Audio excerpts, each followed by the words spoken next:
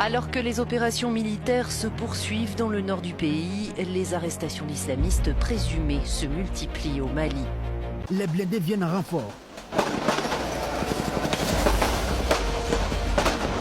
Puis dans les airs, l'avion bombarde en profondeur.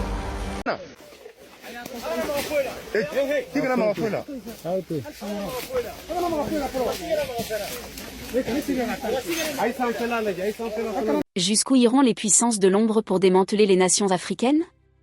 Pourquoi le contrôle du nord du Mali est-il subitement devenu le centre d'une guerre énergétique mondiale que l'on vous cache? Et surtout, comment le général Assimi Goïta est-il en train de briser définitivement les chaînes du néocolonialisme au Sahel? Reste avec moi, car ce qui se passe aujourd'hui va redéfinir l'avenir de tout un continent. Bienvenue sur la chaîne. Aujourd'hui, nous allons parler de la situation explosive au Mali et des révélations fracassantes qui secouent la géopolitique africaine. Entre arrestations massives de terroristes, tentatives d'assassinats ciblés et pillages sous roche, le gouvernement de transition mène une guerre totale pour sa survie et sa souveraineté. Installe-toi confortablement, car nous plongeons au cœur d'un dossier brûlant que les médias mainstream passent sous silence. Pour comprendre le séisme actuel, il faut revenir sur les faits récents. Le Mali fait face à une recrudescence d'attaques asymétriques d'une violence inouïe. Récemment, un camion piégé, véritable bombe roulante, a été projeté contre le domicile du ministre malien de la Défense. L'objectif était clair, décapiter l'appareil sécuritaire de l'État. Face à cette menace existentielle, les forces de défense et de sécurité maliennes, surnommées « No Boys », ont répliqué avec une fermeté chirurgicale. Les opérations de ratissage intensives menées par Bamako ont abouti à la neutralisation de centaines de assaillants et à des arrestations massives. Les rescapés, pris au piège, demandent aujourd'hui pardon. Mais sur le terrain, le message est limpide, il est trop tard pour les traîtres à la patrie. À cette crise sécuritaire s'ajoute une dimension diplomatique majeure. Des figures politiques historiques, à l'instar de l'ancien président ivoirien Laurent Gbagbo, brisent le silence. Ils veulent créer l'Azawad. L'Azawad, c'est le Mali du Nord, de la frontière de l'Algérie. Parce que le pétrole qu'il y a en Algérie, on a découvert que ça coule, ça vient aussi dans le sous-sol du Mali. Le gaz, ça coule, ça se trouve aussi dans le sous-sol du Mali. L'or, le diamant. Donc, ils veulent créer leur indépendance. Et ils s'étonnent qu'il y a la guerre. Mais moi, je suis président du Mali. Je ne peux pas te laisser faire ça. Je ne peux pas te laisser faire ça. Sinon, tous les pays là vont être déchiquetés, découpés. Dans chaque coin où on trouve une richesse, allez, on va prendre une indépendance. Dans chaque coin où on trouve, allez, non, non et non. Il faut que les Africains s'organisent et qu'ils interviennent dans tous les pays. Gbagbo a publiquement dénoncé les complots extérieurs visant à balkaniser le Mali. Il rappelle le précédent de 2002 en Côte d'Ivoire pour illustrer comment les rébellions sont instrumentalisées depuis l'étranger pour renverser les leaders patriotes. Aujourd'hui, l'Alliance des États du Sahel, regroupant le Mali, le Burkina Faso et le Niger, fait front commun contre ces ingérences. La rupture avec les instances traditionnelles comme la CEDEAO montre que la chronologie s'accélère vers une émancipation totale, malgré les campagnes de déstabilisation psychologique et militaire. Tu penses que ce n'est qu'une simple guerre contre le terrorisme?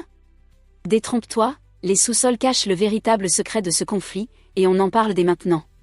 Au premier plan, le conflit se matérialise par une lutte acharnée pour le contrôle territorial. Les groupes armés tentent désespérément de faire revivre le projet d'indépendance de l'Azawad dans le nord du pays. Visibles aux yeux du monde, les forces maliennes déploient des stratégies de contre-insurrection redoutables. Les arrestations massives de ces derniers jours prouvent l'efficacité du renseignement militaire malien.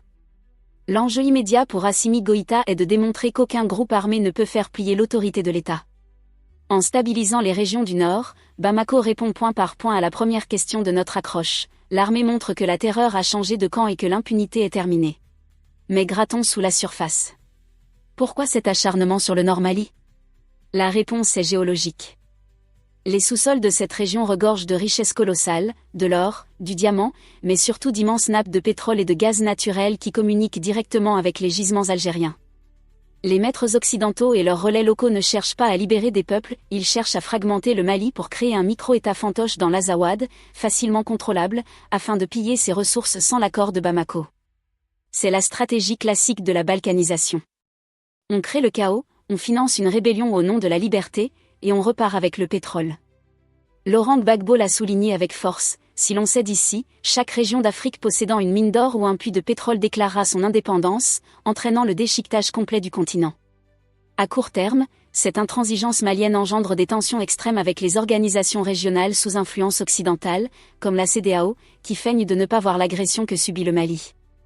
À long terme, le refus de transiger d'Assimi Goïta est en train d'inspirer toute une génération de panafricanistes. La conséquence majeure est la création d'un bloc géopolitique sahélien ultra-souverainiste. Si le Mali gagne cette guerre, cela signifiera la fin définitive de la France-Afrique et de l'ingérence coloniale.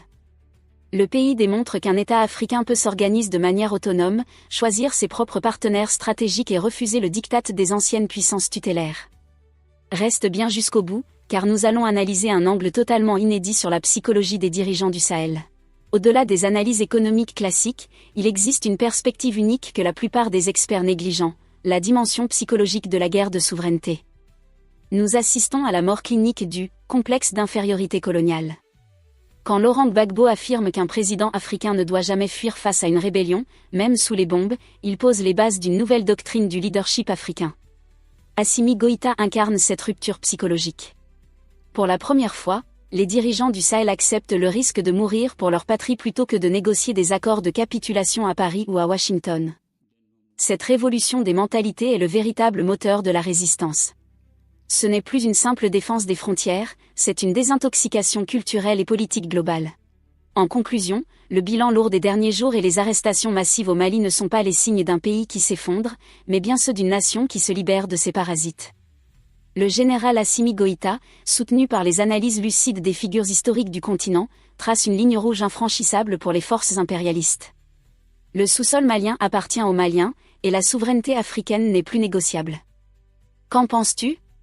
L'Alliance des États du Sahel parviendra-t-elle à sécuriser définitivement ses ressources face aux convoitises internationales ? Donne-moi ton avis dans les commentaires, j'ai hâte de te lire. Si tu soutiens la souveraineté de l'Afrique et que tu apprécies les analyses géopolitiques sans langue de bois, active la cloche de notification, laisse un énorme pouce bleu et abonne-toi dès maintenant pour ne rien rater des prochains dossiers exclusifs. Prenez soin de vous, et à très vite sur la chaîne.